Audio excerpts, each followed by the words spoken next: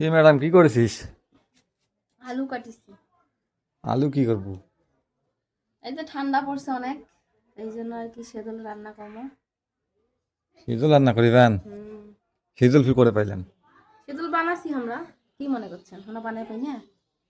আমরা কি কোনো বানে পান না? তাহলে কয়েকজন যে করে পাইলেন। তাহলে শীতল আন দিবেন আইস। হ্যাঁ, সেদল রান্না করবো, খাইবেন নাকি? আমও তো তোমার বাড়িতে খাও না, পাঠে দেন আমার বাড়িতে। মানে আমার বাড়ি খাবেন, আপনি পাঠিয়ে দেবো তোমার বাড়ি?